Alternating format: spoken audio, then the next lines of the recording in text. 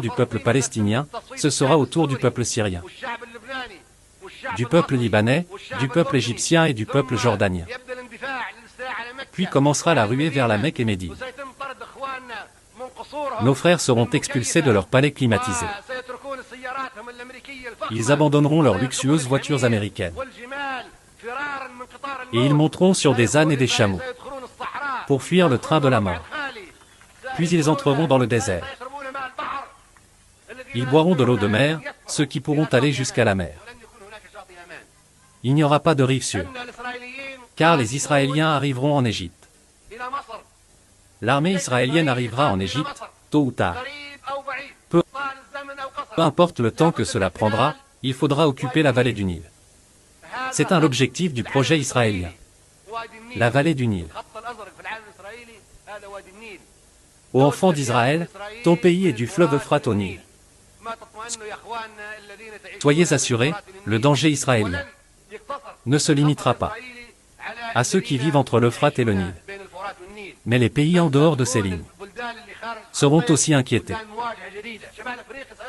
La Tunisie devra se soumettre à la domination sioniste malgré eux. L'Algérie devra se soumettre. Et le Maroc devra se soumettre à la domination sioniste malgré eux. Ils devront se soumettre. Ils croient tous que les ambassades israéliennes vont les protéger.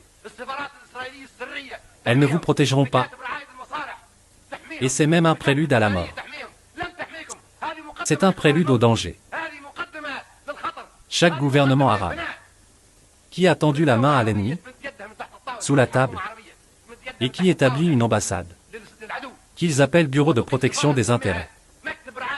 Mais quelle protection quand il y en a un qui a un couteau, une ambassade, qu'ils appellent Bureau de protection des intérêts.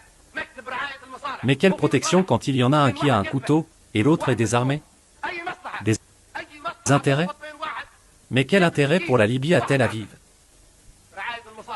Quels intérêts de la Tunisie, de l'Algérie, de Oman à Tel Aviv?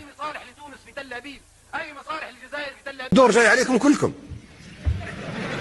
نعم. هم مصممين على إزالة سوريا ولبنان بالخريطة. حدودهم على تركيا.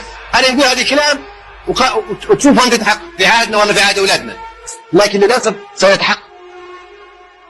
أن سوريا ولبنان المخطط يقضي بإزالتها حتى تبقى حدود ما يسمى بإسرائيل مع تركيا مش مع بلاد عربية.